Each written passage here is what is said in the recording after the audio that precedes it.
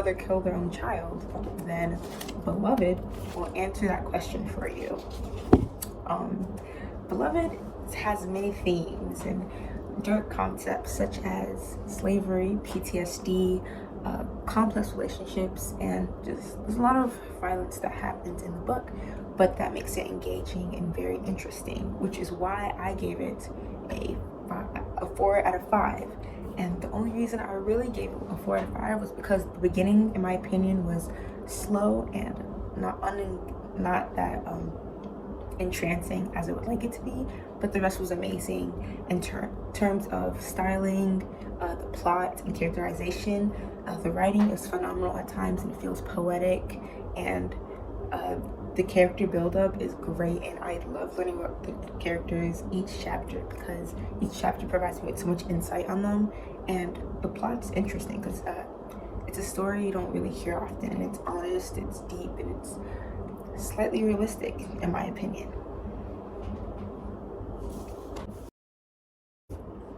So a brief and objective summary of Beloved is Setha, a previously enslaved woman, and her daughter Denver live at 124, which is haunted by her dead child that Setha killed a couple years back.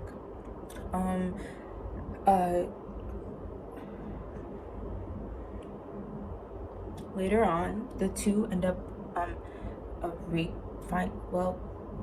later on, Setha ends up reconnecting with Paul D, who was also a slave from a sweet home, and she finds hope in him until he leaves after discovering her secrets and having enough of Beloved, which is a mysterious young woman, a little slightly older than Denver, who appeared at her doorstep one day after a night at the carnival. Beloved turns out to be the embodiment of Setha's dead daughter that she killed, and Beloved increasingly becomes weird and obsesses over Setha, causing Setha to have her life sucked out of her. And this all leads Denver to step out of her shell and go ask the community for help, and in the end exorcising Beloved and helping Setha to help forget the memories, and Paul D comes back to help her with that. In the end, and also Denver leaves to be independent because now she's faced her fears. So that's a summary. There's a lot that's covered in part 1 and a lot of backstory that we are given, but I think my favorite chapters that made me give this book an 8 out of 10 would have to be the chapter when Paul D is told about Setha's killing of her child years ago, and when he goes to confront her about it. And the one where he tells, when he's told it, he's in deep denial, and that's the way it's expressed is so fun.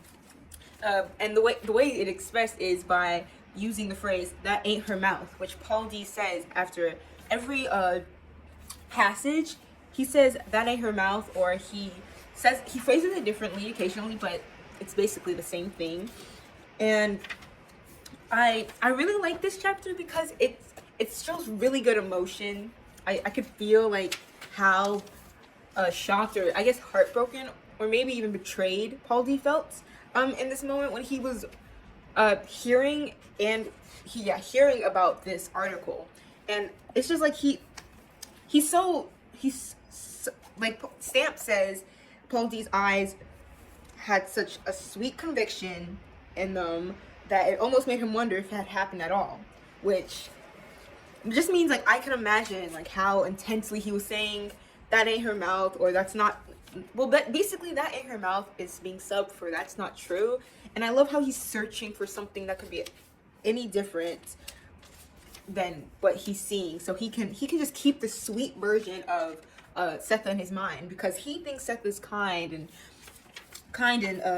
shy and sweet, like Hal. He ends up comparing her in the next chapter to Hal, but he says he's wrong.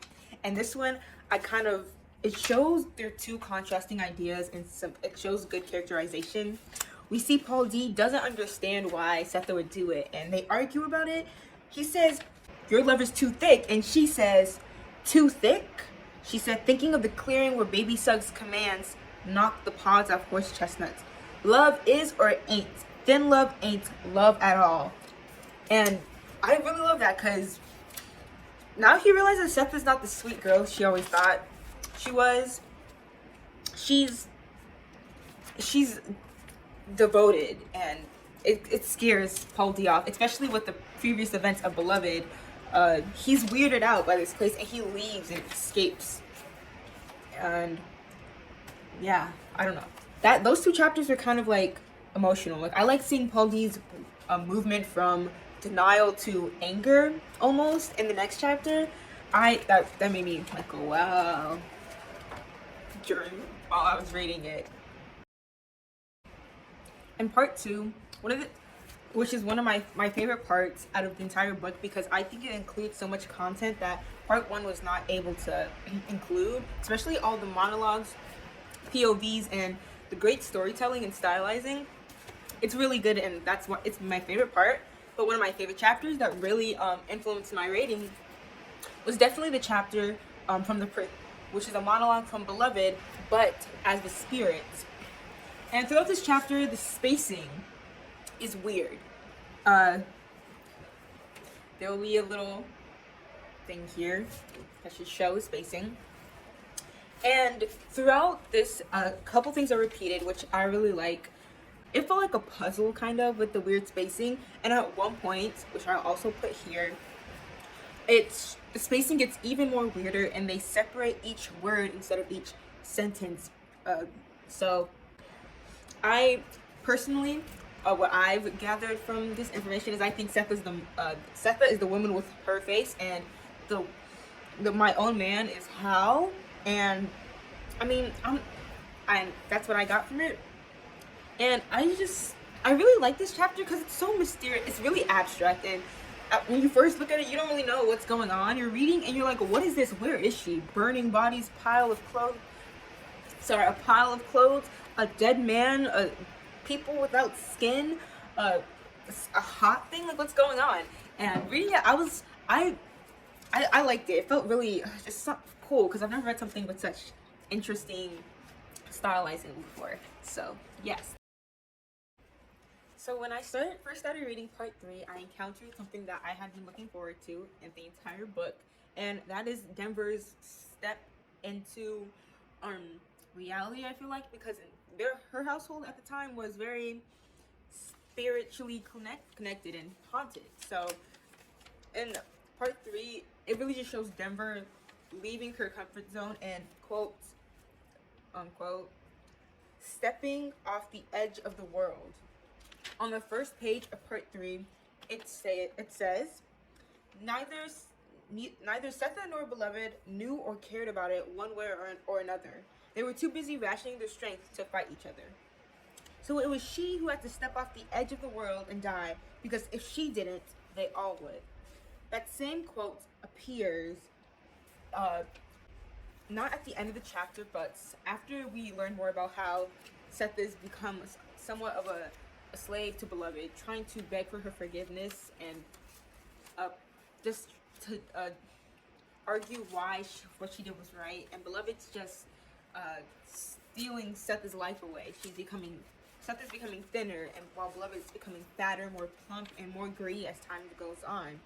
But after Denver realizes this, the book says, Denver knew it was on her. She would have to leave the yard, step off the edge of the world, leave the two behind, and go ask somebody for help.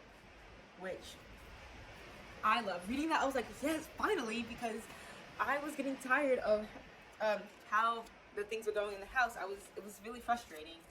And I'm glad, as I was saying, I loved how Denver was able to be freed, and that's kind of a part of the characterization that I like, and plot as well. After this, Denver ends up becoming independent, and honestly, reading that, I was like, yes, that made me give it a good rating, because, well, finally, I felt bad for her the entire time I was reading. So I thought this was a good change, and of course, the writing was very nice. That's part 3, and that's what I liked about it.